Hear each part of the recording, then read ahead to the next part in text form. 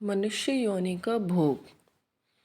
एक दरिद्र ब्राह्मण यात्रा करते करते किसी नगर से गुजर रहा था।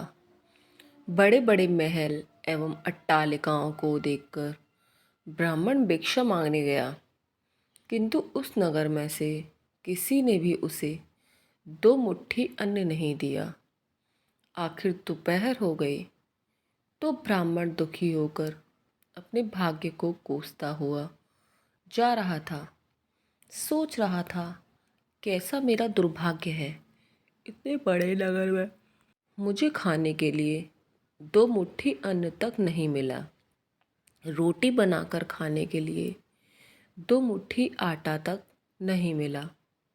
इतने में एक सिद्ध संत की निगाह उस ब्राह्मण पर पड़ी। उन्होंने ब्राह्मण की बड़बड़ाहट सुन ली। वे बड़े पहुँचे हुए संत थे। उन्होंने कहा, हे दरिद्र ब्राह्मण, तुम मनुष्य से भिक्षा मांगो, पशु क्या जाने भिक्षा देना। यह सुनकर ब्राह्मण दंग रह गया और कहने लगा, हे महात्मन, आप यह क्या कह रहे हैं? बड़ी बड़ी अट्टालिकाओं में रहने वाले मनुष्यों से ही तो मैंने भिक्षा मांगी है। महात्मा बोले, नहीं ब्राह्मण, मनुष्य शरीर में दिखने वाले ये लोग भीतर से मनुष्य नहीं हैं। अभी भी वे पिछले जन्म के हिसाब से ही जी रहे हैं। कोई शेर की योनि से आया है तो कोई कुत्ते की योनि से आया है, कोई हिरण की योनि से आया है तो कोई गाय या भैंस की योनि से आया है। उनकी आकृति मानव शरीर की ज़रूर है, किंतु अभी तक उनमें मनुष्य तत्व निखरा नहीं है। और जब तक मनुष्य तत्व नहीं निखरता, तब तक दूसरे मनुष्य की पीड़ा का पता नहीं चलता। दूसरे में भी मेरा प्रभु ही है, यह ज्ञान नहीं होता। तुमने मनुष्य से नहीं, पशुओं से भिक्षा मांगी है। ब्राह्मण का चेहरा दुख व निराशा से भरा था। सिद्ध पुरुष तो दूरदृष्टि के धनी होते हैं। उन्होंने कहा, देख ब्राह्मण, मैं तुझे यह चश्मा देता हूँ। इस चश्मे को पहन कर जा और कोई भी मनुष्य दिखे उससे भिक्षा मांगकर फिर देख क्या होता है। वह दरिद्र ब्राह्मण जहाँ पहले गया था वहीं पुनः गया और योग सिद्ध वाला चश्मा पहनकर उसने गौर से देखा तो क्या देखता है, ओहो, वाकई कोई कुत्ता है, कोई बिल्ली है तो कोई बघेरा है। आकृति तो मनुष्य की है, लेकिन संस्कार पशुओं के हैं। मनुष्य होने पर भी मनुष्य तत्व के संस्कार नहीं हैं। घूमते घूमते वह ब्राह्मण थोड़ा सा आगे गया तो देखा कि एक मोची जूते सिल रहा है। ब्राह्मण ने उसे गौर से देखा तो उसमें मनुष्य तत्व का निखार पाया। ब्राह्मण ने उसके पास जाकर कहा, भाई तेरा धंधा तो बहुत हल्का है और मैं हूँ ब्राह्मण। रीति रिवाज एवं कर्म कांड को बड़ी चुस्ती से पालता हूँ। मुझे बड़ी भूख लगी है, इसलिए मैं तुझसे मांगता हूँ, क्योंकि मुझे तुझ में मनुष्य तत्व दिखा है। उस मोची की आंखों से टप टप आंसू बरसने लगे और वह बोला, हे प्रभु, आप भूखे हैं। हे मेरे भगवान, आप भूखे हैं। इतनी देर आप कहाँ थे? यह कहकर मोची उठा एवं जूते सिलकर टका, आना दो आना वगैरह जो इकट्ठे किए थे उस चिल्लड़ रेजगारी को लेकर हलवाई की दुकान पर पहुंचा और बोला, हलवाई भाई, मेरे इन भूखे भगवान की सेवा कर लो। ये चिल्लड़ यहाँ रखता हूँ, जो कुछ भी सब्ज़ी, पराठे, पूड़ी आदि तुम दे सकते हो वह इन्हें दे दो और मैं अभी आता हूँ। यह कहकर मोची भागा और घर जाकर अपने हाथ से बनाई हुई एक जोड़ी जूती ले आया एवं चौराहे पर उसे बेचने के लिए खड़ा हो गया। उस राज्य का राजा जूतियों का बड़ा शौकीन था। उस दिन भी उसने कई तरह की जूतियां पहनी, किंतु किसी की भी बनावट उसे पसंद नहीं आई तो किसी का नाप नहीं आया।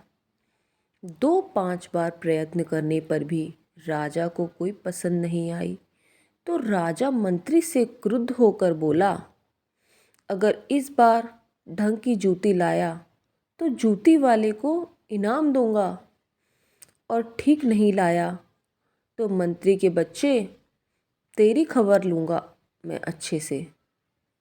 देवयोग से मंत्री की नज़र इस मोची के रूप में खड़े असली मानव पर पड़ गई, जिसमें मानवता खिली थी, जिसकी आंखों में कुछ प्रेम के भाव थे, चित्त में दया करुणा थी।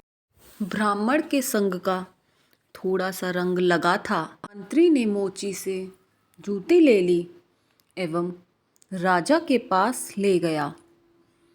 राजा को वह जूती एकदम फिट आ गई, मानो वह जूती राजा के नाप की ही बनी थी। राजा ने कहा, ऐसी जूती तो मैंने पहली बार ही पहन रहा हूँ। किस मोची ने बनाई है यह जूती, बताओ मुझे। मंत्री बोला, हुजूर, यह मोची बाहर ही खड़ा है। मोची को बुलाया गया। उसको देखकर राजा की भी मानवता थोड़ी खिली।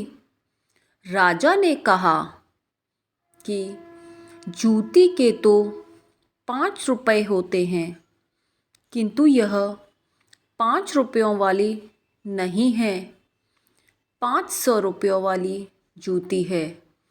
जूती बनाने वाले को 500 और जूती के 500, कुल 1000 रुपये इसको दे दो। मोची बोला, राजा जी तनिक ठहरिए, यह जूती मेरी नहीं है, जिसकी है उसे मैं अभी ले आता हूँ। मोची जाकर विनयपूर्वक उस ब्राह्मण को राजा के पास ले आया एवं राजा से बोला, राजा जी यह जूती इन्हीं की है।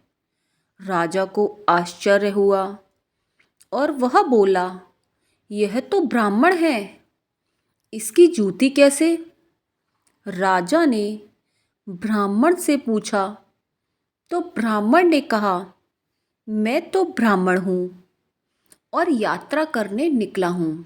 राजा, मोची जूती तो तुम बेच रहे थे, इस ब्राह्मण ने जूती कब खरीदी और कब बेची? तो मोची ने कहा, राजन, मैंने मन ही मन में संकल्प कर लिया था कि जूती की जो भी रकम आएगी वह इन ब्राह्मण देव की होगी। जब रकम इनकी है तो मैं इन रुपयों को कैसे ले सकता हूँ, इसलिए मैं इन्हें ले आया हूँ। न जाने किसी जन्म में मैंने दान करने का संकल्प किया होगा और मुकर गया होऊंगा, तभी तो यह मोची का चोला मिला है। अब भी यदि मुकर जाऊं तो न जाने कैसी मेरी दुर्गति हो, क्या पता। इसलिए राजन, ये रुपए मेरे नहीं हुए, मेरे मन में आ गया था कि इस जूती की रकम इनके लिए होगी। फिर 5 रुपए मिलते तो भी इनके होते और 1000 मिल रहे हैं तो भी इनके ही हैं। हो सकता है मेरा मन बेईमान हो जाता, इसलिए मैंने इन रुपयों को नहीं छुआ और असली अधिकारी को ले आया हूँ। राजा ने आश्चर्यचकित होकर ब्राह्मण से पूछा, हे ब्राह्मण देव, मोची से तुम्हारा परिचय कैसे हुआ?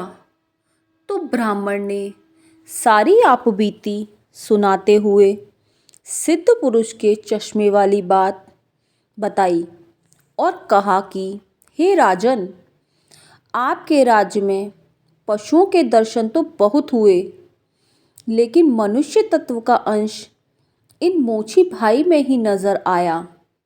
राजा ने कौतूहलवश कहा, लाओ यह चश्मा जरा हम भी देखें। राजा ने चश्मा लगाकर देखा तो दरबारियों में उसे भी कोई सियार दिखा, तो कोई हिरण, कोई बंदर दिखा, तो कोई रीछ। राजा दंग रह गया कि यह तो पशुओं का दरबार भरा पड़ा है। उसे हुआ कि ये सब पशु हैं तो मैं कौन हूँ। उसने आईना मंगवाया एवं उसमें अपना चेहरा देखा तो शेर। उसके आश्चर्य की सीमा ना रही। ये सारे जंगल के प्राणी और मैं जंगल का राजा शेर, यहाँ भी इनका राजा बना बैठा हूँ। राजा ने कहा, ब्राह्मण देव, योगी महाराज का यह चश्मा तो बड़ा गजब का है। वे योगी महाराज कहाँ होंगे? ब्राह्मण, वे तो कहीं चले गए। ऐसे महापुरुष कभी कभी ही और बड़ी कठिनाई से मिलते हैं। श्रद्धावान ही ऐसे महापुरुषों से लाभ उठा पाते हैं। बाकी तो जो मनुष्य के चोले में पशु के समान हैं, वे महापुरुष के निकट रहकर भी अपनी पशुता नहीं छोड़ पाते हैं। ब्राह्मण ने कहा, राजन, अब तो बिना चश्मे के भी मनुष्य तत्व को परखा जा सकता है। व्यक्ति के व्यवहार को देखकर ही पता चल सकता है कि वह किस योनि से आया है। तो दोस्तों, कैसी लगी आपको हमारी ये कहानी, हमें कमेंट बॉक्स में ज़रूर बताएं। और अगर अच्छी लगी हो तो लाइक, कमेंट एंड सब्सक्राइब करना ना भूलें। राधे राधे दोस्तों, धन्यवाद।